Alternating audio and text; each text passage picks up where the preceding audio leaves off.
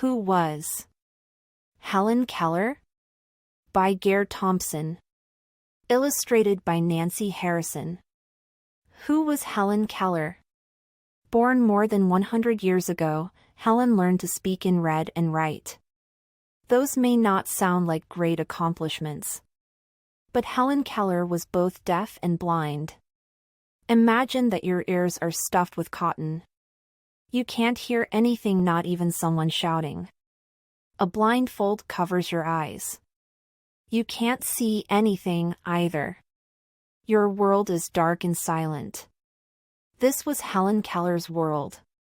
When Helen grew up, few deaf people learned how to speak. There were very few schools for deaf and blind children.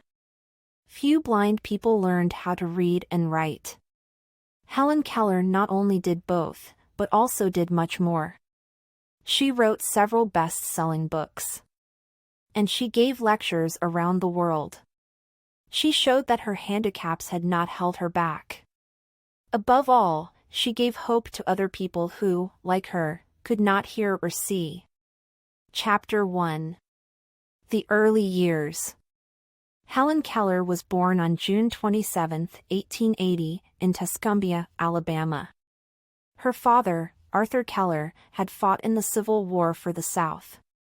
After the war, he went home to his farm. After his first wife died, and he married a woman named Kate Adams. His two sons from his first marriage and his young wife called Arthur Keller, Captain. In addition to running his farm, Captain was also the editor of the local paper. He was a quiet, stern man. The first girl in the family, baby Helen, lit up a room. She laughed and cooed. Helen was the apple of her mother's eye. Her father adored her. Helen wrote about her early life. She said, "The beginning of my life was simple and much like every other little life. I came, I saw, I conquered, as the first baby in the family always does." Helen was smart. She spoke early. Her first words were said to be tea, tea, tea, and wawa for water. If she did not know the words for things, Helen made up signals to show her mother what she wanted. She learned to walk at an early age. Soon Helen was racing around the house. Then, before she was 2 years old, Helen became sick. Very sick. She ran a very high fever. At that time, there were few medicines to cure sickness. The doctor thought that Helen would die. Then, suddenly, the fever broke. Helen slept peacefully. Her family rejoiced. Their golden daughter was fine again. But Helen wasn't fine. While Helen's mother was bathing her, she moved her hand in front of Helen's face. Helen did not blink. Helen's eyes stared straight ahead. Kate tried again. She hoped that she was wrong. But she wasn't. Helen was blind. And that was not all. Every evening, a bell was rung to call the family to dinner. Everyone heard the loud, clanging noise. They stopped what they were doing and came to dinner. But Kate noticed that Helen no longer turned her head toward the sound. Kate called to the captain and his sister Evelyn, who lived with them. They shouted at Helen. They spoke softly. They clapped their hands next to her ears.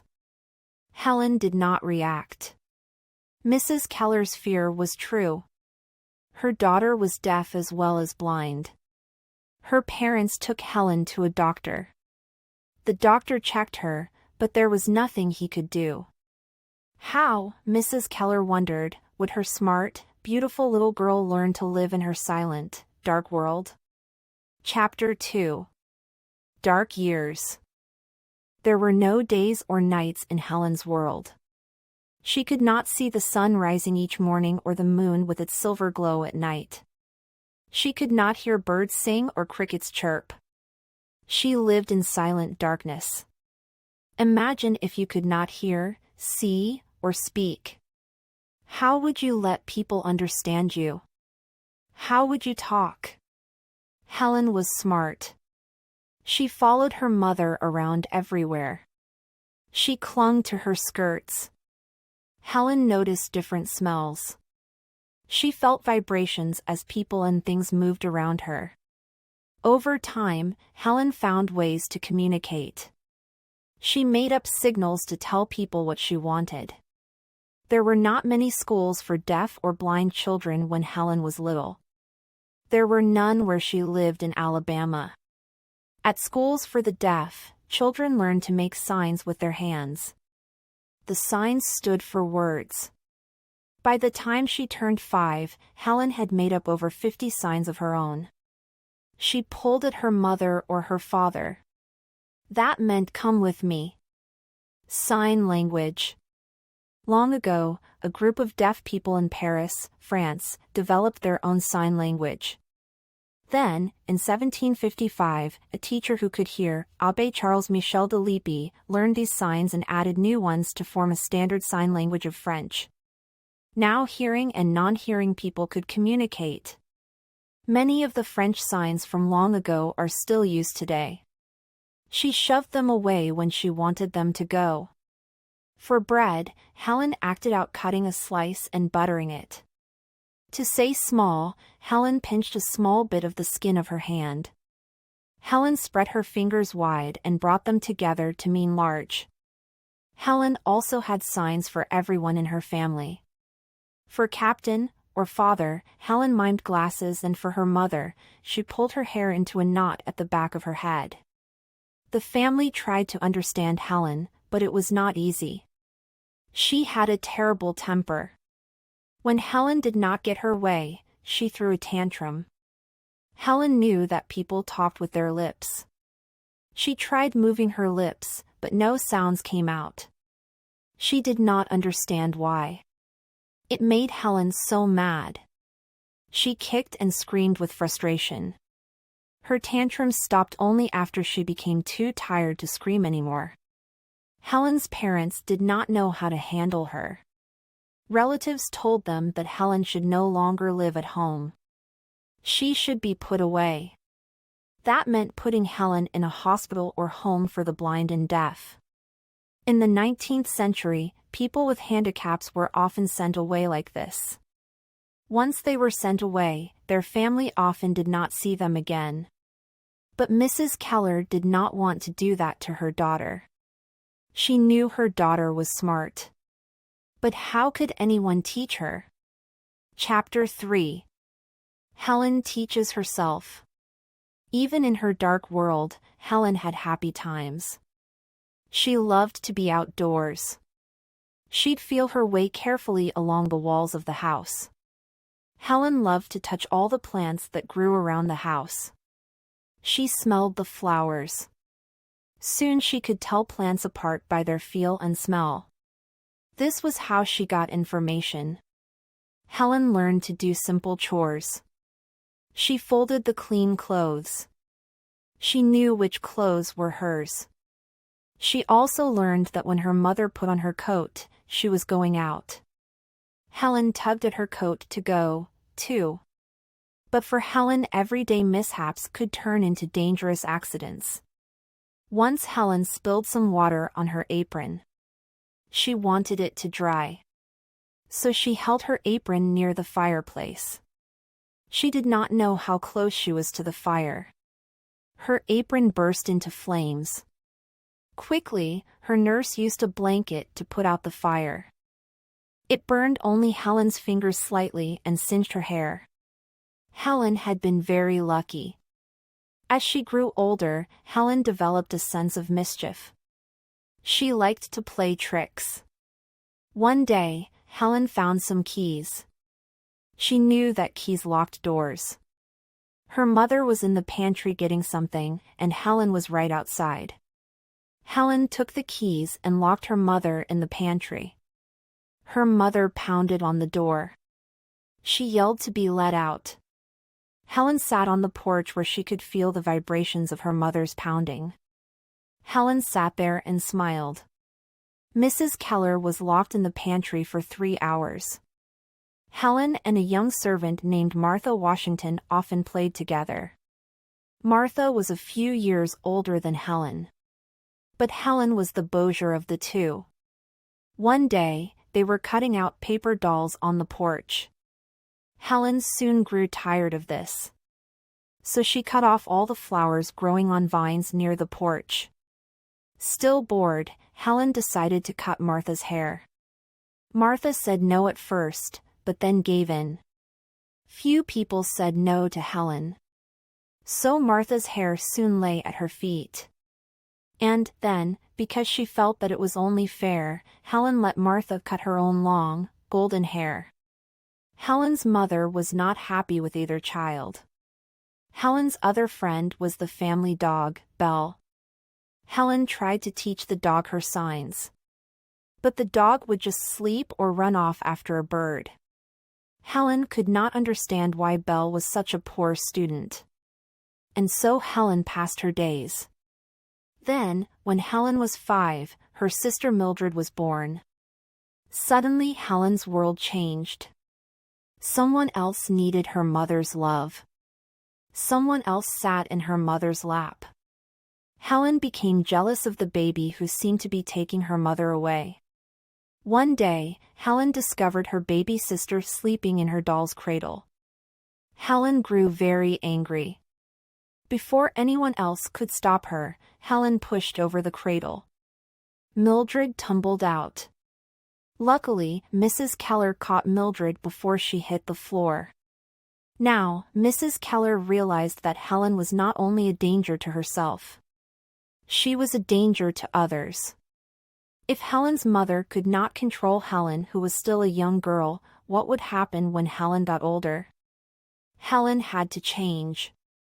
The Kellers took Helen to another doctor in Baltimore, Maryland. The doctor was an eye specialist. Again the Kellers heard the same words. There was nothing the doctor could do for Helen. But the doctor did tell Captain Keller about Alexander Graham Bell, who lived in nearby Washington, D.C. Bell, who had invented the telephone in 1876, was also a former teacher of the deaf. Perhaps Bell might know someone to help Helen. For the first time in a very long while, the Kellers felt a little bit of hope. Alexander Graham Bell. Today Alexander Graham Bell is best known for inventing the telephone. But he also worked all his life to help the deaf. His mother was nearly deaf. As a young man, Bell taught deaf children. He used drawings to teach the deaf how to use their tongue, lips, and vocal cords to speak. One of the deaf students he worked with was Mabel Hubbard. She had lost her hearing as a result of an illness as a young girl. A bright and eager girl, she made great progress. In time, the two fell in love and married. Bell's work with sound and speech helped him to create the telephone in 1876. Chapter 4. A Ray of Hope. Accompanied by the captain and her Aunt Evelyn, Helen went to see Dr. Bell. Her mother carefully curled Helen's hair before she left. Helen looked like an angel. She was about 6 years old now. Helen walked into Bell's office, and the two became friends right away. Helen got on Bell's lap. The young child and the inventor felt at home with each other. Helen later wrote in her autobiography, "He understood my signs, and I knew it and loved him at once." Bell felt that Helen could learn. He thought she was a smart and sensible girl. He wanted to see her succeed. Maybe, just maybe, Helen Keller could lead a more normal life. Bell gave Helen his watch to play with as he talked to Captain. He told Captain to write to the Perkins Institution for the Blind in Boston, Massachusetts, later called Perkins School.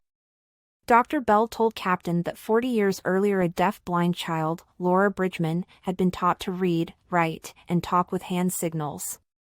He was sure that the Kellers could find a teacher for Helen there. Once back at home, Captain wrote to the head of the Perkins School. Captain Keller wrote that he needed a teacher for his daughter. The Kellers waited anxiously for his reply. Michael Onognos, the head of Perkins, wrote back that he did have a teacher in mind. Her name was Anne Sullivan. The Kellers were thrilled. What they did not know was that Anne Sullivan still needed to be convinced to take the job. Who was Anne Sullivan? Anne, or Annie as she was called, was an orphan who had had a very hard and lonely life. As a child, she had been partially blind. She was sent to the Perkins School and later on, operations restored her sight. Annie graduated first in her class at Perkins. Like Helen Keller, she was very bright and also very stubborn. At 20, Annie had never been a teacher. She was not sure she could do the job, or even that she wanted it. Mr. Onognos kept encouraging her. He felt that this lonely, intelligent young woman would be right for the job. And Annie did not have many other choices open to her. It was either the teaching job or a job in a factory. Annie decided to take the job with the Kellers. Annie took 2 months to prepare for her new job. She had met Laura Bridgman. She learned the manual alphabet. She talked to Laura by spelling into her hand. Now she studied the different ways to teach the manual alphabet. Annie prepared the best that she could. But really she had no idea what lay before her or how her new job would change her life. Thomas Hopkins Gallaudet. Thomas Hopkins Gallaudet of Hartford, Connecticut, was the man who brought education to deaf children in America. He wanted to help his neighbor's young deaf daughter, Alice Cogswell. In 1816, Gallaudet went to Paris, France, to study at a school for deaf people. After a few months, he returned to America, determined to start his own school. He brought a French sign language teacher back with him. In 1817, Gallaudet founded the nation's first school for deaf people in Hartford, Connecticut. Soon other schools for deaf people opened. Then in 1864 Gallaudet's son founded Gallaudet University in Washington, D.C. Chapter 5. Annie Sullivan arrives. It was March 3, 1887. Helen did not know that this was to be the most important day of her life. Helen was aware that everyone in the family seemed excited. She could feel the tension in the air. Her mother bustled about the house. Things were cleaned and polished. Her mother and stepbrother dressed to go to the train station. Helen pulled her mother, wanting to go out with them, but her mother said no. Finally, Annie Sullivan arrived in Alabama on the 6:30 train. Mrs. Keller greeted her in a soft voice, her blue eyes sparkling. A small crowd gathered to see the Yankee girl who was going to teach the Keller child. Alone in a strange place, Annie looked anxious, pale, and tired. On the way to the Keller farm, Annie sat in the back of the carriage and looked around her. The small town of Tuscumbia looked like towns in New England. This comforted Annie, and she relaxed. She was eager to meet her new pupil. Helen stood on the porch. She felt the vibrations of the carriage coming down the lane. She stretched out her arms for her mother. Instead, a stranger walked into her arms and held her. Helen didn't like strangers. She refused to let Annie kiss her. But Helen was curious about strangers, too. Helen felt Annie's face, dress, and bag. Then Helen opened Annie's bag. She expected to find the treats that company often brought for her. Her mother tried to stop Helen. Finally, Mrs. Keller had to rip the bag out of Helen's hands. Helen grew very angry. Her face turned red. She clutched her mother's skirt and began to kick. No one did anything. Then Annie held her small watch against Helen's face. Feeling it ticking, Helen quieted down. The tantrum passed. Helen followed Annie upstairs to Annie's room. Helen helped Annie remove her hat. Then Helen put the hat on and moved her head from side to side. Annie watched Helen and wondered how she would teach this beautiful young colt of a girl. She was not sure she could. Annie took a deep breath. But tomorrow, she would start trying. The next morning, Helen was brought to Annie's room. Helen helped Annie unpack. There in Annie's trunk, Helen discovered a lovely doll. The doll was a gift to Helen from the children at the Perkins School. Laura Bridgman, the former deaf and blind student there, had made some of the doll's clothes.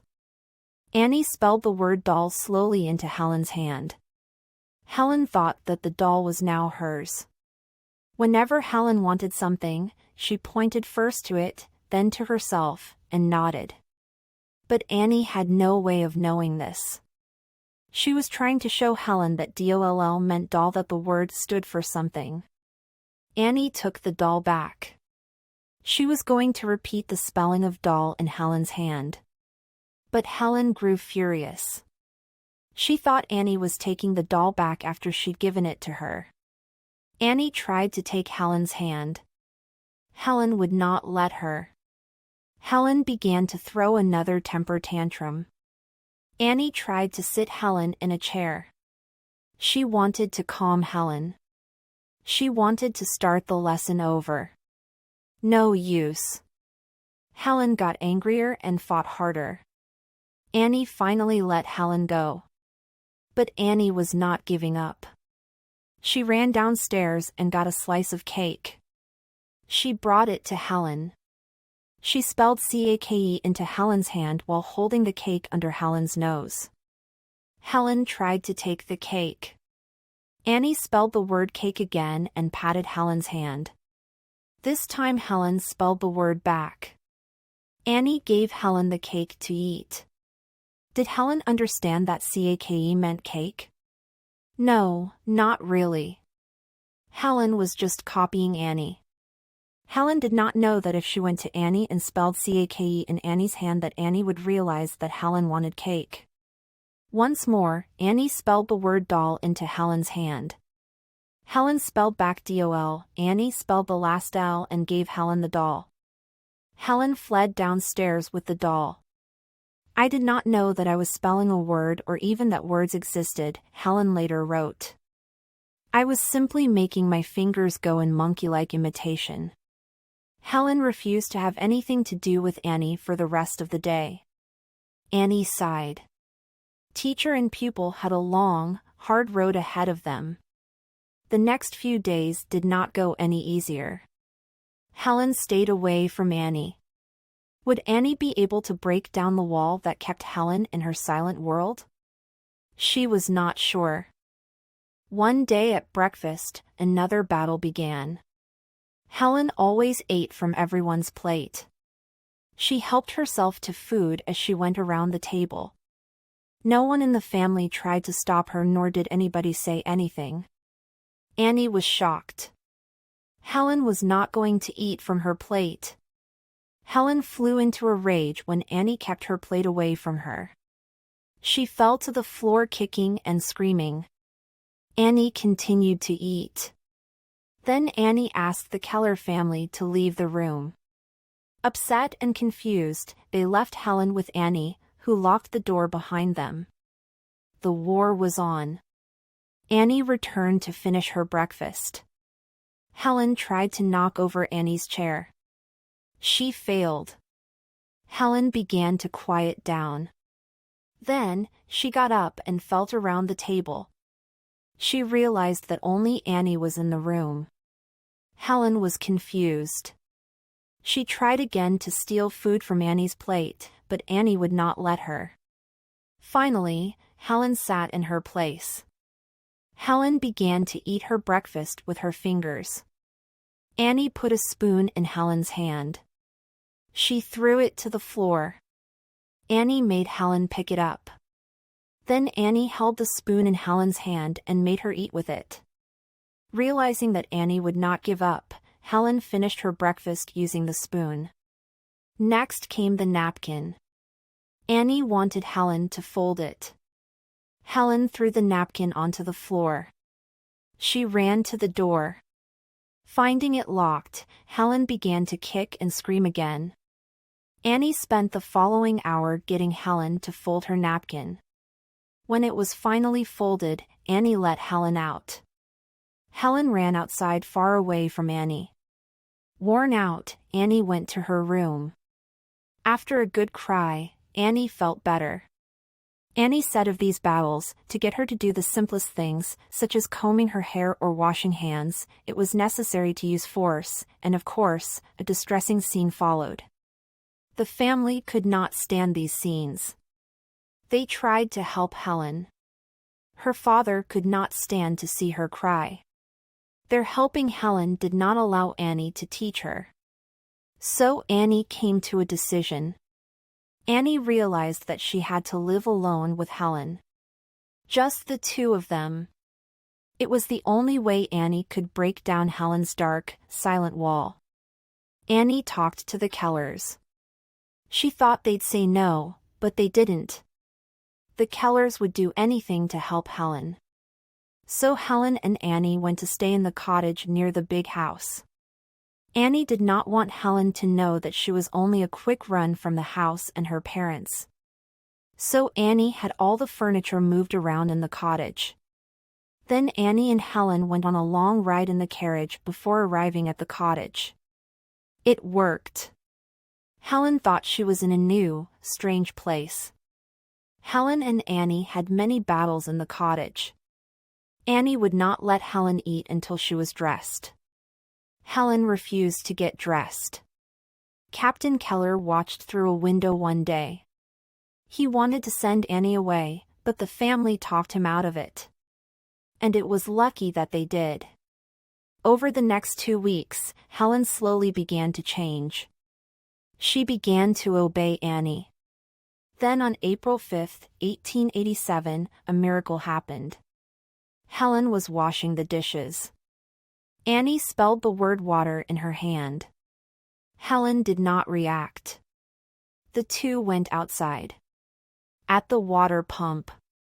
Helen held her mug under the tap.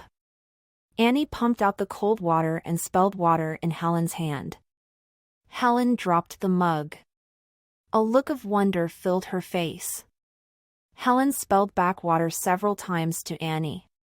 Now, at last, Helen understood that words stood for things. Later in her autobiography, Helen wrote, "Everything had a name, and each name gave birth to a new thought." Annie spelled many different words into Helen's eager hands. Finally, Helen asked what to call Annie. Annie spelled teacher. And so Annie became teacher. At 7, Helen's world had opened at last. The wall had come down. Annie and Helen moved back to the main house. Helen made rapid progress. Annie saw that Helen loved to be outdoors. So most of their lessons were outside.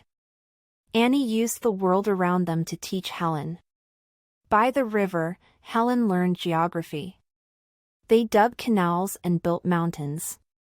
For science, they studied nature. Helen soon knew many different plants and how they grew. Helen loved words and language. Helen memorized words easily. She learned nouns, verbs, and descriptive words. She began to understand abstract words, such as think. Helen could now talk to her family. Annie spelled what people said into Helen's hand. Then Helen replied. Mrs. Keller learned to speak with her fingers. Now she and Helen could talk. Even Captain learned to speak this way. By June, Helen knew about 400 words. Annie wrote to Mr. Anagnos. She told him of Helen's progress. Mr. Anagnos told the Boston newspapers about Helen. The papers ran stories about her. Readers wanted to know more about this deaf-blind child who was beautiful and smart. Most children Helen's age could read and write. Annie decided that Helen would learn to read and write, too. Annie read books to Helen. She did this by spelling out the whole story in Helen's hand. Helen's world became filled with fairy tales, heroes, villains, myths, and legends. Annie taught Helen to write. She used a wooden writing board that had grooves on it. A paper was placed over the grooves. Helen then guided her pencil to form letters. This is how blind people learn to write. Helen had made great progress. She learned Braille, too. Braille is a system of writing for the blind. Soon Helen could read Braille books on her own. And so, another world opened for Helen. Helen's life was much happier now. But she still had a temper. Helen had a name for herself when she lost her temper. She called herself the Phantom. But her tantrums came less and less often. Helen now liked playing with her little sister, Mildred. Helen's mind was now free to learn and her heart was free to love. Braille. Many blind people read by touch instead of sight. They run their fingers over pages that are printed in raised dots. Different arrangements of dots stand for different letters. Louis Braille invented this special kind of writing. Louis Braille was born in 1809 in a small town in France. He became blind at the age of 4. Most blind people then couldn't read or write. Many had to beg to make a living. But Louis was lucky. He went to a school for blind boys. He learned to read letters that were made by pressing copper wire into a sheet of paper to make a raised shape. Louis could read, but he still did not know how to write. Then, one day, a soldier came to the school. He showed the students a system called night writing. It helps soldiers in battle communicate with each other in the dark without having to talk. It was based on a series of raised dots. Louis was very excited by this new kind of writing. He saw how useful it could be. He experimented until he found a system of using 6 dots. Blind people could read it.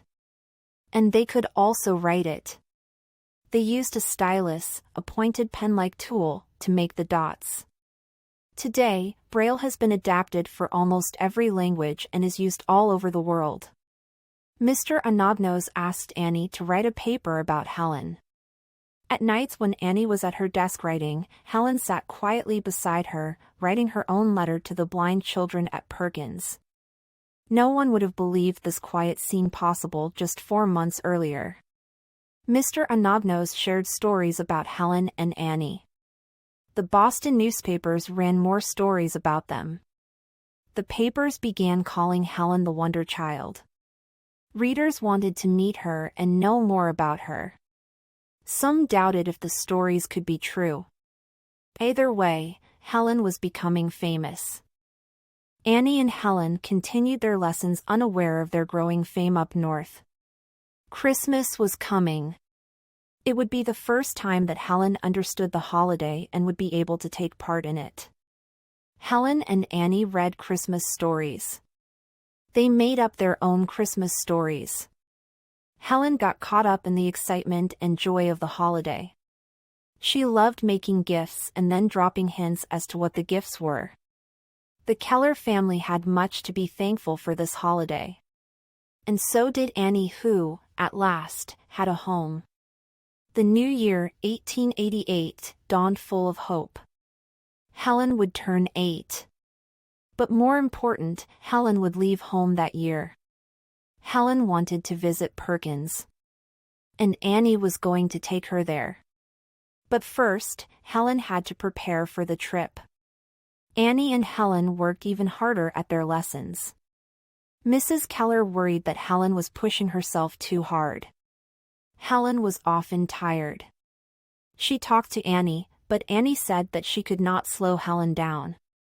Helen never wanted to rest. There was too much to learn. By May 1888, Helen was ready to go. But an amazing thing happened that changed their plans. Helen and Annie were invited to the White House to meet President Grover Cleveland. Like so many other people, the president was amazed by how much Helen could do. Most people thought that blind people would always be helpless. Many thought that, just because they could not see or hear, blind and deaf people were not smart. Helen proved to the President of the United States just how wrong that was. Chapter 6. Years at Perkins. From Washington, D.C., Annie and Helen made their way by train to Boston. At Perkins, Helen met the now middle-aged Laura Bridgman. The meeting was a disappointment, however. Laura thought that Helen was too much of a tomboy. Helen sat on the floor. Laura did not approve of that. When Helen left, she bent to kiss Laura goodbye and stepped on Laura's toes. Laura cried out in pain. Helen felt like a clumsy schoolgirl. Some people thought that Helen was too loud and laughed too much. But Annie did not agree. She knew that Helen was full of life. Annie wanted Helen to grab hold of life and not wait quietly for things to happen. Helen spoke at the Perkins commencement. This was an important event. The Boston newspapers ran stories about the school and the children who graduated from it. Important and rich people came to this event. The governor of Massachusetts was there. The band played.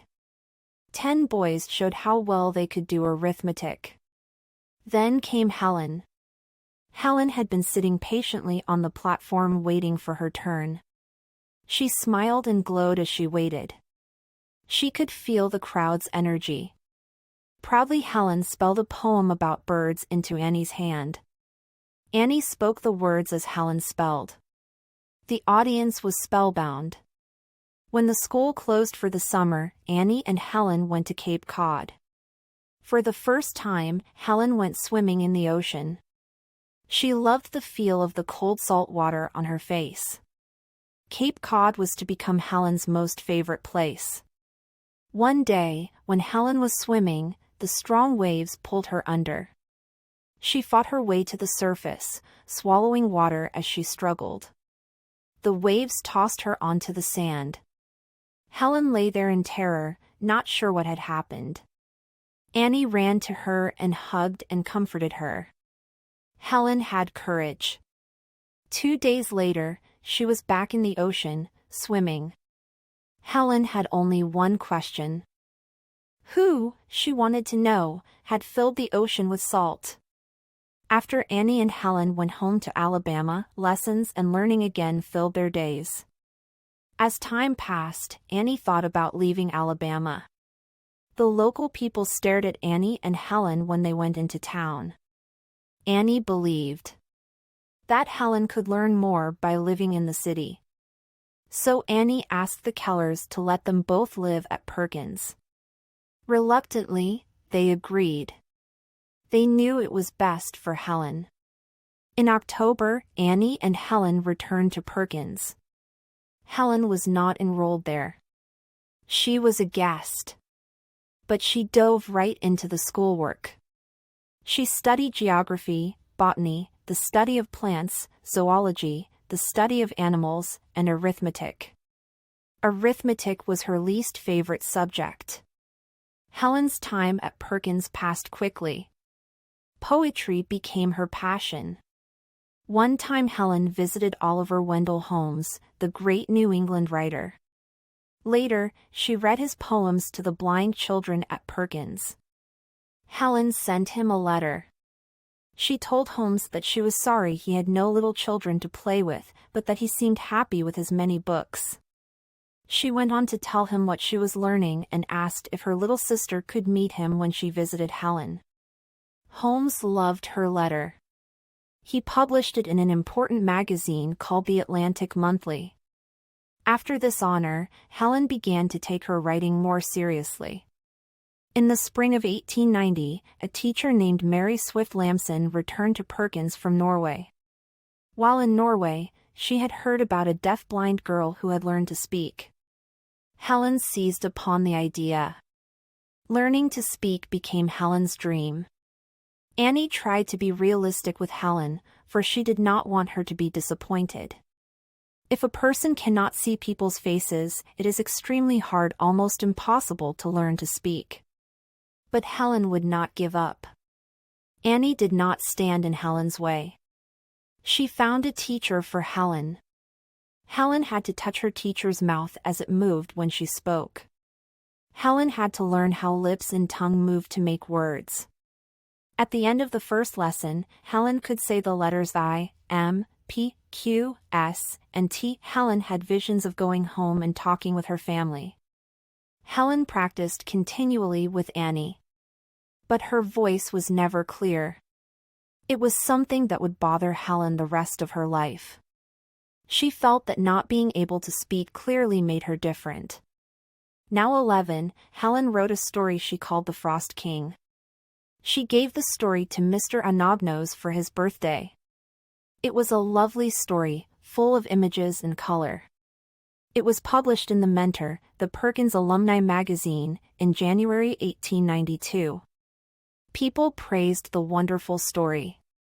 However, Helen had not created the story.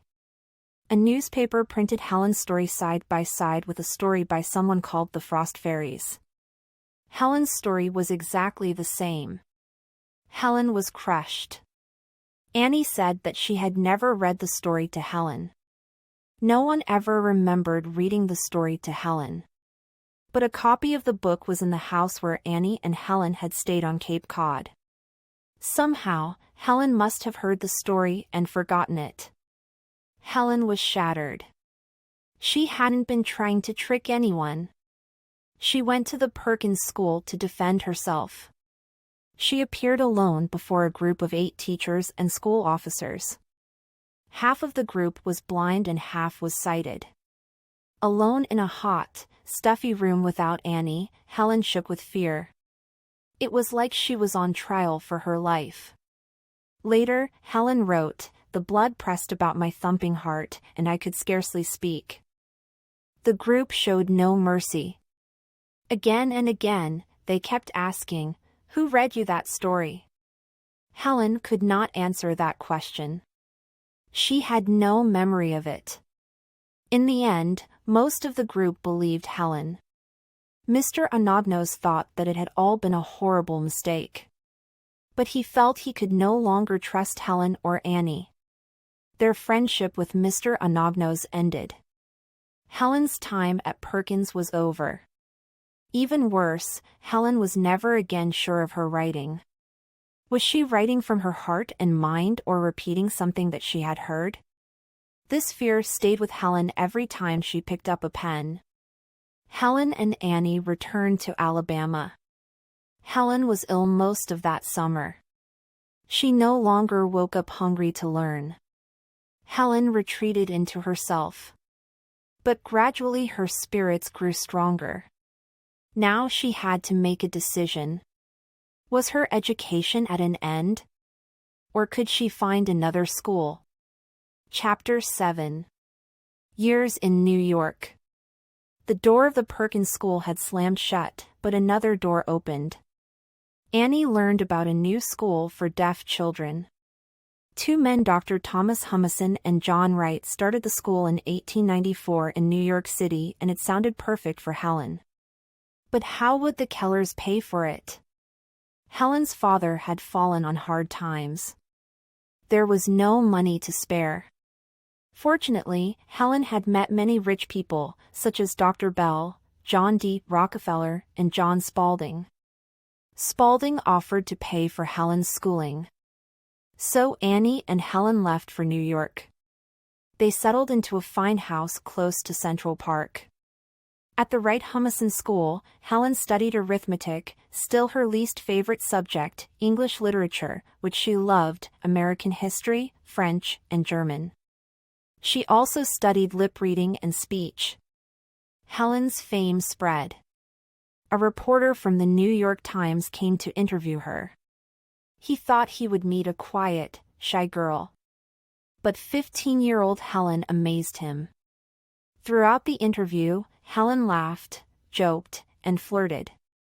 Helen and her class visited the Statue of Liberty. She climbed to the top.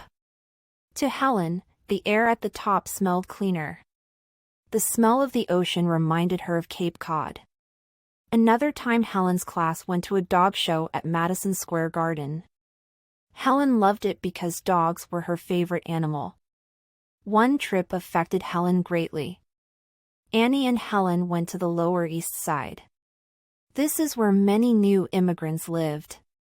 They lived in tiny, crowded apartments in buildings called tenements. As many as 10 people lived in one small dark room. Helen could not see the poverty. But she could feel it. The people's clothes felt rough and ragged as they brushed Helen and Annie in the street. Helen also smelled the machine oil, the sawdust, the street dirt, and the salted fish. She could tell just how different life here was from hers. Many famous people lived in New York. At a party, Helen met Mark Twain. Twain had written The Adventures of Huckleberry Finn and Tom Sawyer. Twain watched Helen red lips. They talked together at the party. When Helen left, she put violets in his buttonhole. The two became lifelong friends. After school, Helen liked going to Central Park. On winter days, Helen went bobsledding. She took riding lessons. Helen was growing up. She was becoming a beautiful, interesting, young woman. Chapter 8. Cambridge Years. In the early 1900s, few women went to college. And no deaf-blind woman had ever completed college. But Helen was determined to be the first. And she knew just where she wanted to go, Radcliffe. It was the sister school of Harvard University, just outside Boston. Radcliffe was considered the top women's college in the United States. It would be an amazing accomplishment for Helen to become a student there. Helen learned of a way that she could gain admittance to Radcliffe. There was a school, the Cambridge School for Young Ladies, that prepared young women for Radcliffe. Annie went to see Arthur Gilman, the head of the Cambridge School. She pleaded with him to take Helen as a student. Surprised by the request, he said that he would think it over. Helen and Annie had no choice but to wait. His answer would determine Helen's future. It was during this time that Helen's father died. Helen wanted to rush home for the captain's funeral, but her mother wouldn't permit it. It was summer when many contagious diseases thrived in the South. Helen's mother did not want to risk Helen's health. So Helen had to stay in Massachusetts and grieve for the captain. Then, at last, Gilman gave his answer. Helen was accepted. For the first time, Helen felt afraid of going to school.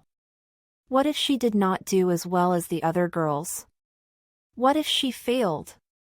At first Helen seemed like any other student at the school. She and Annie lived in Howell's house, one of the dorms. Helen made friends. Some of the girls learned the manual alphabet so they could talk to Helen. She joined them in games and took long walks with them. Helen studied English, history, Latin, and German. But few of the textbooks were in Braille. Annie had to read each one to her.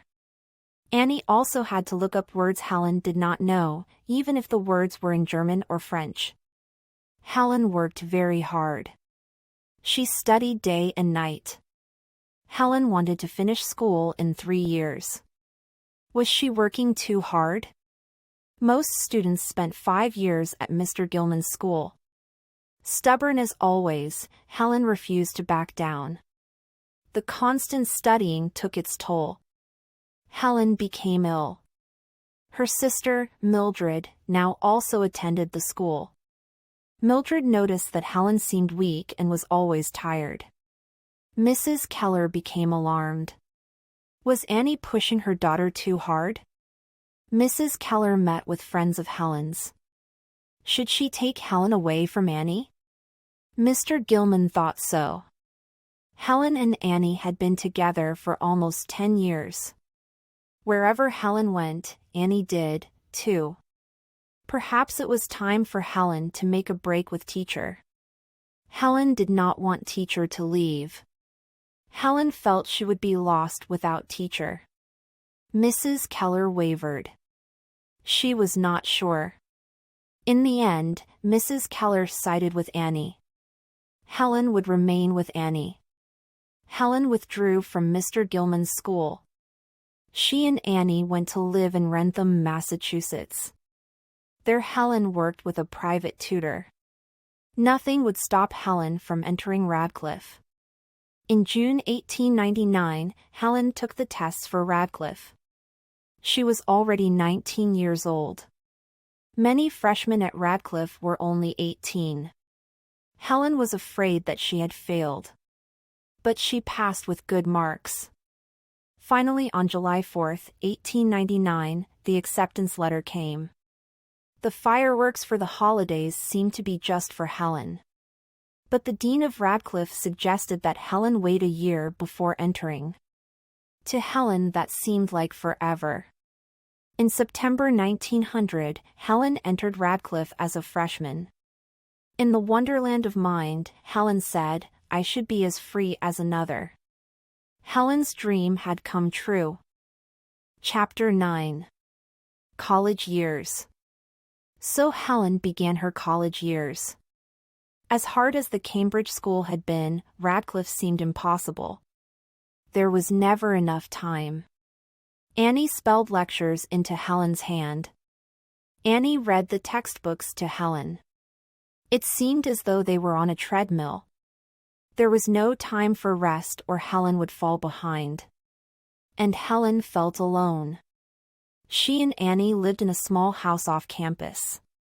It was away from the girls in Helen's classes. The girls were friendly, but many did not know what to say or how to act around Helen. Others felt odd because Helen was famous. So with a quick handshake, the girls ran off.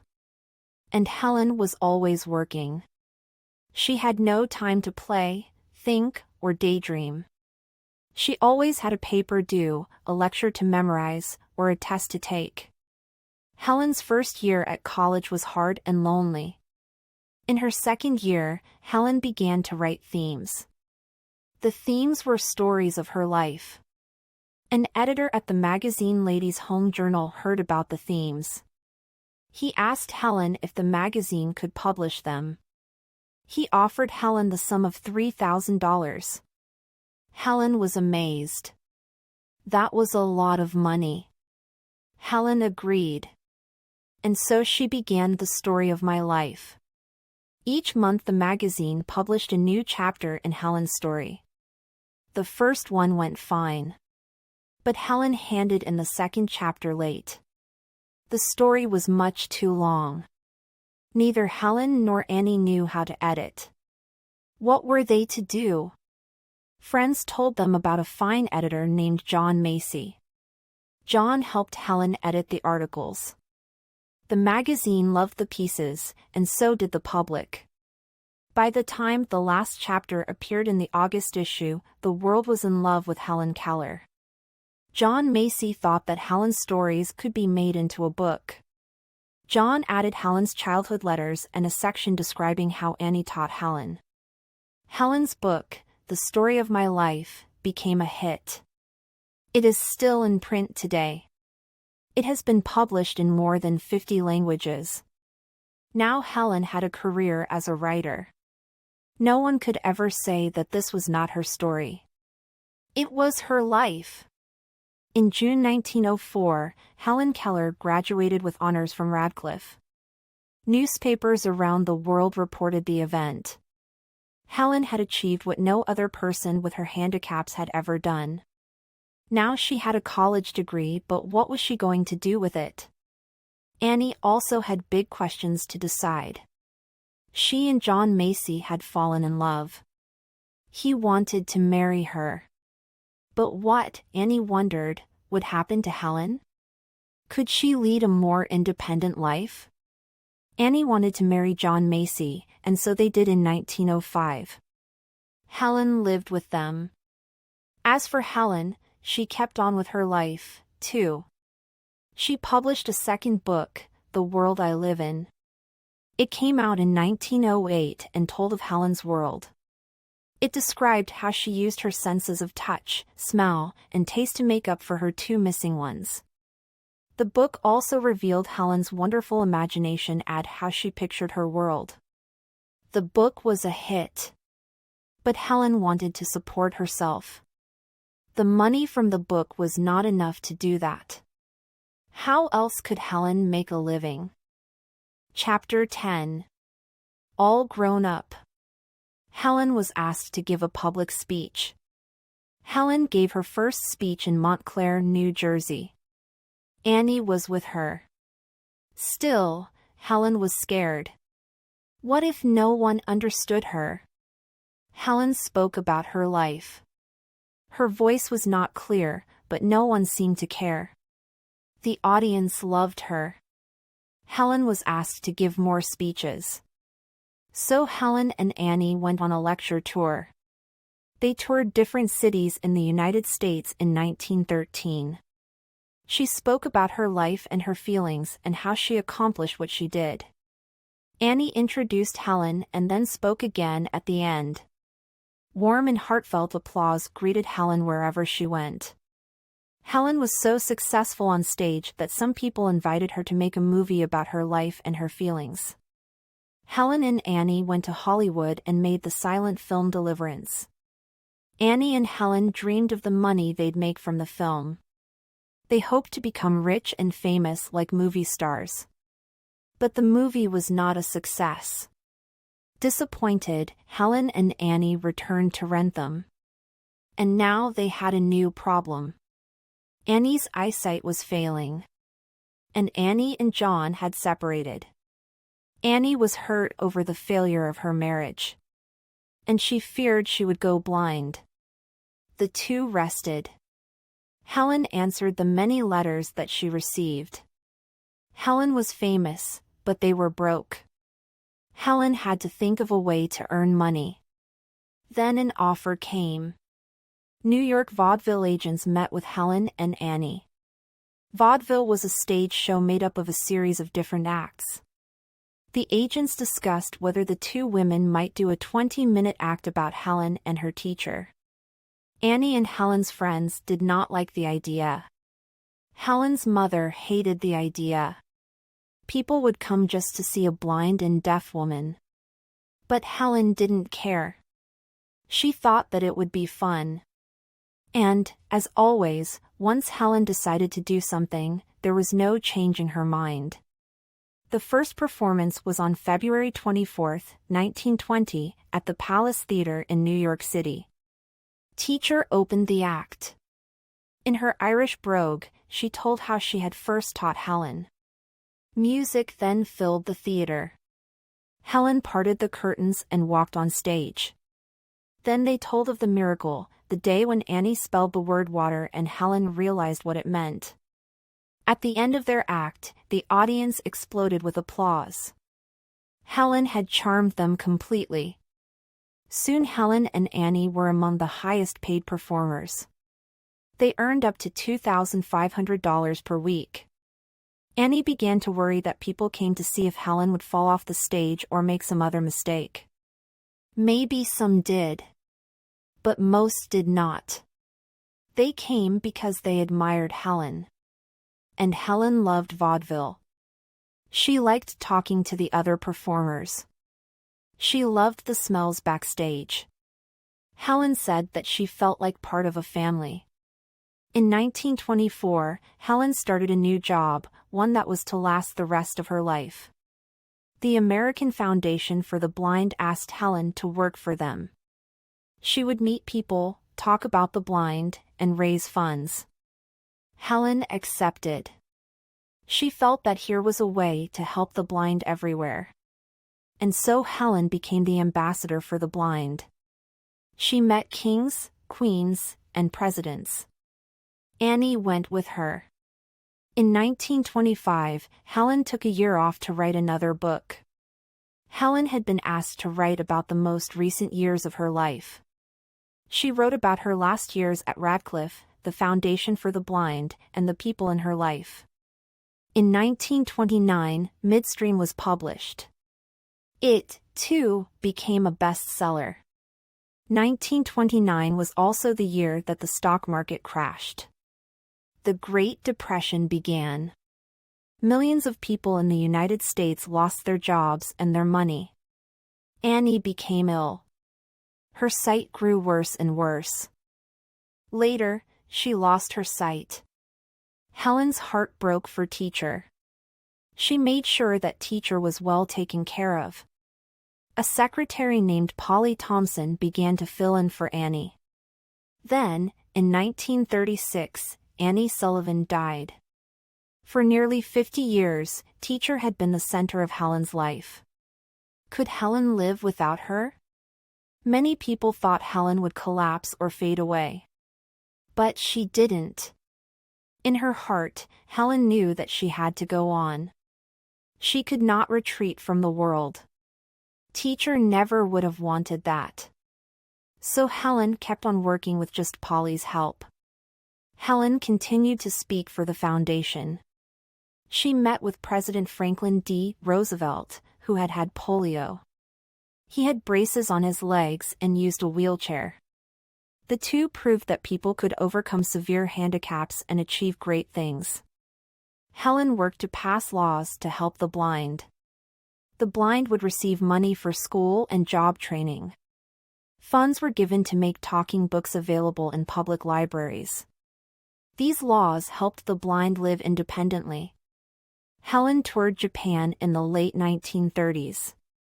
The Japanese people knew of Helen Keller, but many did not believe the stories about her. In Japan, the blind were treated very poorly. They received little schooling or help from the government. Helen's tour changed that. Knowing that Helen loved dogs, the Japanese people gave her a beautiful Franklin Delano Roosevelt. Franklin Delano Roosevelt was the 32nd President of the United States. When he was 39 years old, he came down with polio. He was never able to walk again without the aid of leg braces and crutches. But his handicap did not stop him from being one of the greatest presidents. He took office during the Great Depression and started many government programs that put jobless people back to work. He also led the country during the Second World War. Through his radio appearances, known as fireside chats, President Roosevelt gave hope to Americans in times of great peril and uncertainty. He died in 1945, near the end of World War II. He was elected 4 times and served longer than any other president. Akita dog. This gift showed how much they respected her. Helen then returned home.